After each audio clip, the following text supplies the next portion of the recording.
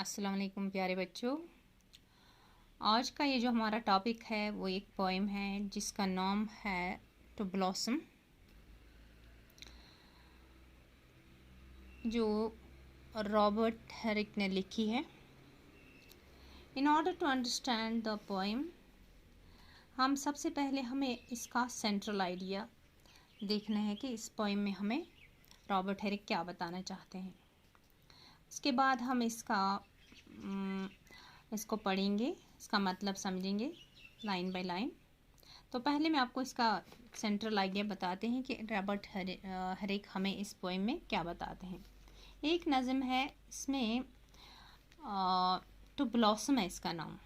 Blossom क्या होता है? फूलों को कहते हैं, खिलना, कलियों का। ब्लॉसम मीन्स कलियाँ। शायर यहाँ इस नज़म में फूलों की कलियों की तरफ मुखातिब होकर कहता है, इसे ये देखकर बहुत दुख होता है कि ये कलियां कितनी जल्दी गिर जाती हैं और मुरझा जाती हैं। असल में ये फूलों को तशबीह दिया गया है कि इनके साथ, इंसानों के साथ, ह्यूमन बीइंग्स के साथ। ये फूलों से कहते हैं रॉबर्ट हेरिक कि क्या तुम्हारा जन्म 1-2 घंटे के लिए ही हुआ है? शायर हैरान होकर पूछता है। वो हैरानी में सोचता है कि कुदरत ने इतनी खूबसूरत कलियों को जन्म ही क्यों दिया था, अगर उन्हें इतना जल्दी मुरझा जाना था। लेकिन फिर से उसे कलियों की किस्मत में एक गहरा मतलब दिखाई देता है। वो इन्हें कायनात में हर चीज़ के पल दो पल का होने और फिर ख़त्म हो जाने का बारे में सोचते हैं। कहते हैं कि जो भी दुनिया में कोई चीज़ आती है वो पल दो पल रहती है, तो वो लास्ट पे सबको मरना ही है।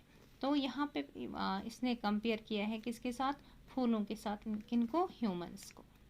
उसे कलियों की किस्मत में एक गहरा मतलब दिखाई देता है। उन्हें कायनात में हर चीज़ के पल दो पल का होने का, फिर ख़त्म होने के एक निशान की शक्ल में देखता है। इस दुनिया में कोई भी चीज़ हमेशा नहीं रहती है ना बेटा। सभी चीज़ें थोड़े वक्त के लिए होती हैं। इस ज़मीन पर इंसान को भी बहुत थोड़ी देर रहना पड़ता है। हाँ, होता है, किसी की उम्र लंबी होती है, किसी की कम होती है, लेकिन एक ना एक दिन हर एक को इस दुनिया से चले जाना है। इसलिए किसी चीज़ का गुरूर करना सिर्फ एक बेवकूफ़ी है ना। शायर कलियों का मुकाबला किताब की इन अवराक से करता है, पेजेस से, जिनमें इंसान भी चीज़ों की सांझी किस्मत के बारे में पढ़कर जान सकता है। सभी चीज़ें चाहे कितनी भी बड़ी या खूबसूरत क्यों ना हो, आखिर इनमें कभी ना कभी इनको ख़त्म होना ही होता है। इस ज़मीन पर उन्हें ज़्यादा देर ठहरना नहीं होता। इसलिए इंसान को कलियों की किस्मत से एक सबक सीखना चाहिए, क्योंकि मतलब कलियों से हमें सीखना है। कितने खूबसूरत फूल खिले होते हैं, रंग बरंग। आजकल देखो आप पार्कों में जिधर नज़र दौड़ाएंगे कितने अच्छे अच्छे फूल, लेकिन कभी ना कभी इनको मुरझा जाना होता है। ऐसे ही इंसान है, लास्ट पे आखिरकार इंसान को भी ये दुनिया छोड़नी है और हमें भी आखिर की तरफ जाना है। असली घर हमारा वही है। अब हम इसका पहला स्टेंजा पढ़ेंगे। Fair pledges of a fruitful tree, why do ye fall so fast? Your date is not so past, but you may stay ye there a while, to blush and gently smile, and go at last. ये जो मैं अभी बताया कि यहाँ पे शायर इन्हीं प्लेज को, फूलों की कलियों से मुखातिब हैं। Why do ye fall so fast? आप इतना जल्दी क्यों मुरझा जाते हो, क्यों ख़त्म हो जाते हो? Your date is not so past, but you may stay ye there a while. आपको और कुछ देर ठहरना चाहिए था। शायर का इन कलियों से ये मतलब है कि आप वो परेशान हो जाते हैं इन कलियों को मुरझाते हुए देखते, और इन्हीं से मुखातिब होकर कहते हैं कि आप इतना जल्दी क्यों मुरझा जाते हो।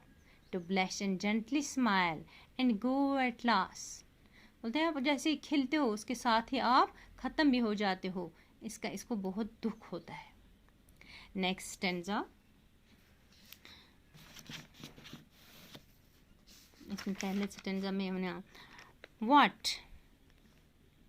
what were ye born to be, and or half delight, and so to bid good night. It was pity nature brought ye forth merely to show your worth and lose you quite. The poet is filled with shock here in these lines and surprised to see how soon the blossoms of a tree fall and fade away. यहाँ भी शायर परेशान हो जाता है, उसको शौक लगता है कि इतना जल्दी ये कलियां क्यों मुरझा जाती हैं. He wonders if the blossoms were born merely for an hour or half a delight and then to go away forever. He calls it a pity. वो इसे क्या कहते हैं? ये एक पिट्टी है कि जल्दी ये क्यों ख़त्म हो जाती हैं. That nature brought them forth merely to show their beauty for a while. अल्लाह ने, कुदरत ने आपको इतना थोड़ी देर के लिए क्यों भेजा है? आप इतने खूबसूरत हो, इतने ये, लेकिन आपकी उम्र बहुत कम क्यों है? असल में इनकी तरफ इशारा है बेटा, इंसानों की तरफ. हाँ, फिर यहाँ कहते हैं it was pity nature brought you forth merely to show your worth and lost you quit. Yes, here the poet expresses his grief. वो यहाँ अपना दुख इजहार करते हैं that such lovely things as blossoms have so short a life to live. कि इतने अच्छे blossoms को इतनी कम उम्र क्यों है? थर्ड स्टेंजा, शाबाश. But your lovely leaves, where we may read how soon things have their end, though never so brave, and after they have shown their pride, like you, while they glide into the grave. यहाँ से फिर बताते हैं, शायर क्या बताते हैं? Here the poet compares the lovely blossoms of a tree to the leaves of a book. To the leaves of a book. ये एक किताबों के पन्ने कि उनको but you are lovely leaves. आप क्या हो? किताबों के पन्ने हो. क्यों कहते हैं इनको किताबों के पन्ने? Here the poet compares the lovely blossoms of a tree to the leaves of a book. He says that in these leaves we can read how soon things have their end.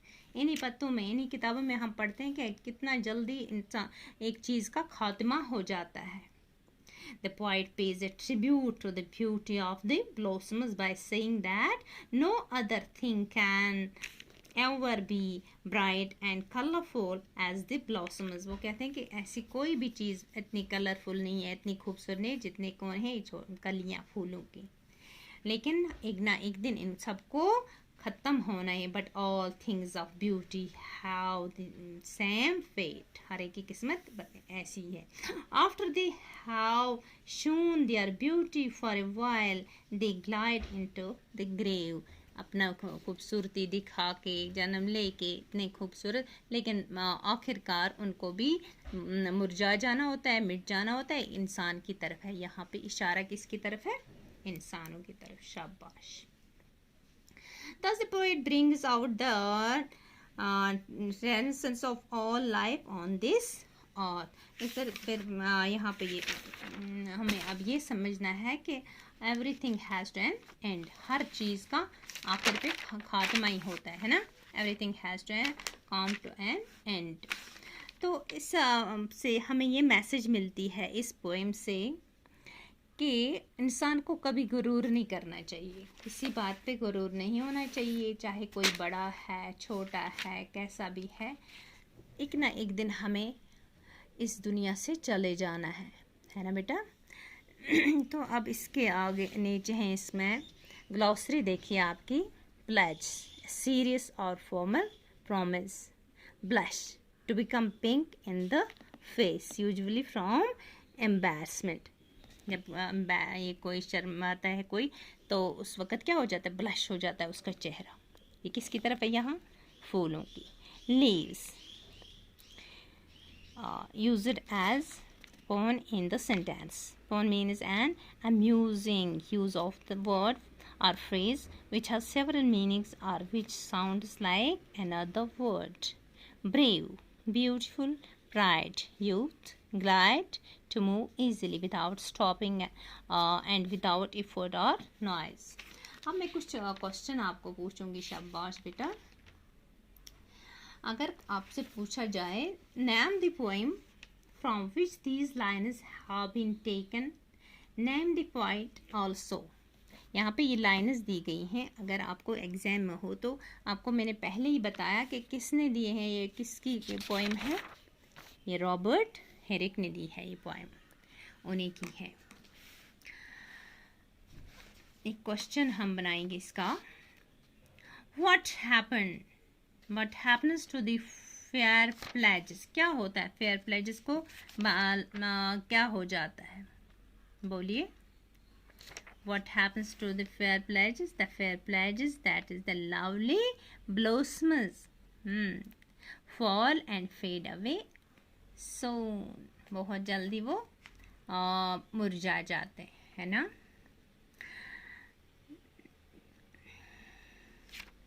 हाँ, तो पिट्टी क्या होता है? What does he call पिट्टी? पिट्टी means शाबाश.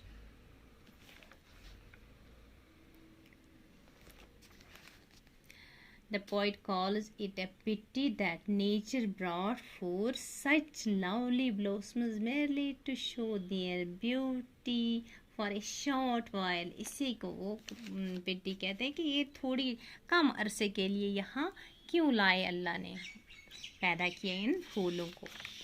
शाबाश.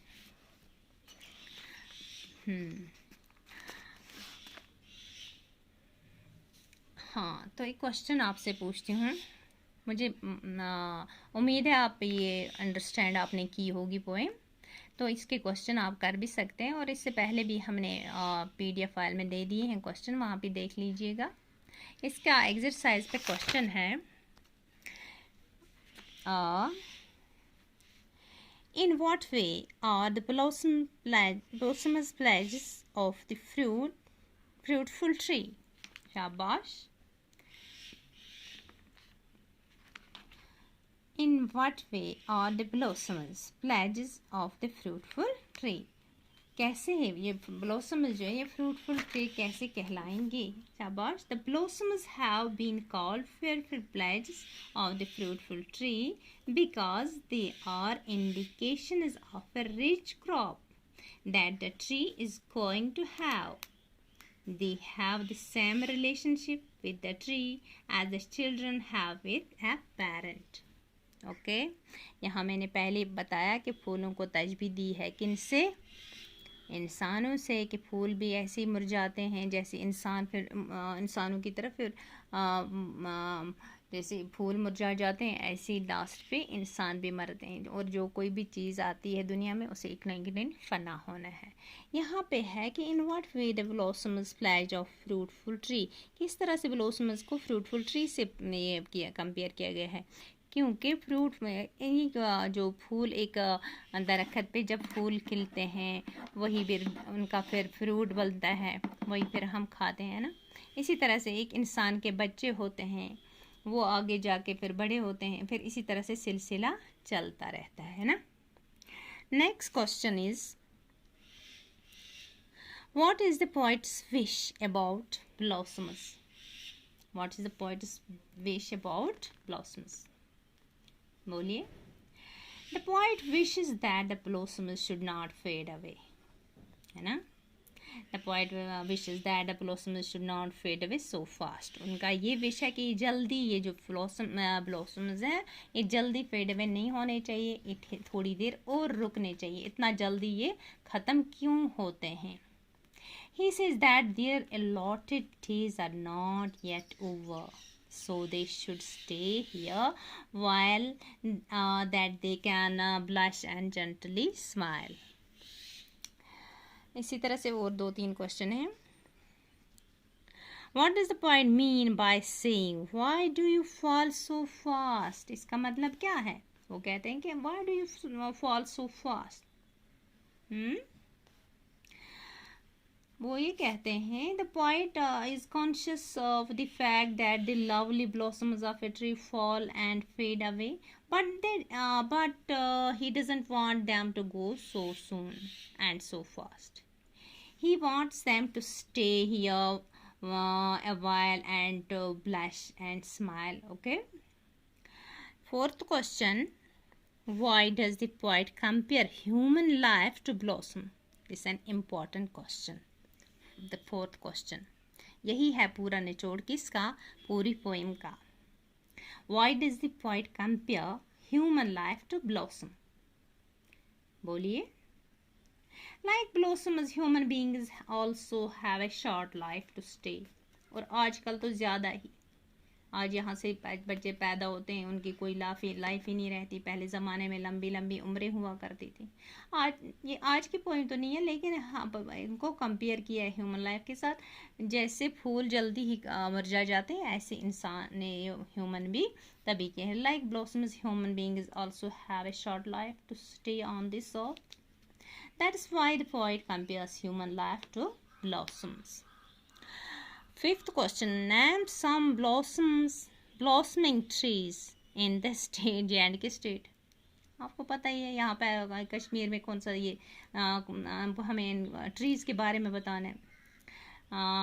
चिनार ट्रीज़, पॉपुलर ट्रीज़, चेस्टनट है, कोकोनट तो यहाँ नहीं होता, walnut trees. These are some ये name some blooming tree in the J&K blossoming. Sixth question. What is pity referred to in second stanza? In second stanza here. What were ye born to be an hour or hope, delight, and so to bid good night. 'Twas pity nature brought ye forth, merely to show your worth and lose your quite. According to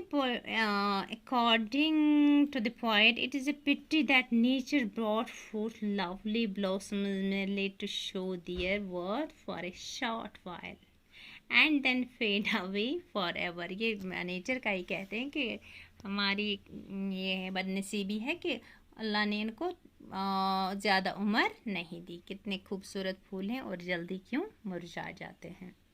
तो हमें इस poem से यही सबक मिलता है बेटा कि ये जो दुनिया है एक ना एक दिन फना होने वाली है. जो भी इस धरती पे, इस दुनिया पे चीज़ें हैं, जिंदा हैं, उनको एक ना एक दिन मरना है. कुल्लु नफ्सुन ज़ाइक़तुल मौत. हर एक चीज़ को, जो भी ज़िंदा चीज़ है, उनको एक न एक दिन मौत का मज़ा चखना ही है. तो प्यारे बच्चों, ये थी आज की पोएम. मुझे उम्मीद है आप ये क्वेश्चन इंशाल्लाह अच्छे से याद करेंगे. और जहाँ पे कोई कन्फ्यूजन रहेगा या को, तो मुझे मेरे अपने नंबर पे कॉल कीजिएगा. तो हम हमेशा आपके लिए तैयार हैं. कोई भी काम करने के लिए हम आपके टीचर्स हैं. कहीं भी कोई भी क्वेश्चन हो, कोई भी सबक हो, बता देना अच्छे से. कहीं समझ ना आए तो बोल देना चाहिए, शाबाश. और दिल लगा के खुद भी पढ़ना चाहिए. Stay home, stay safe.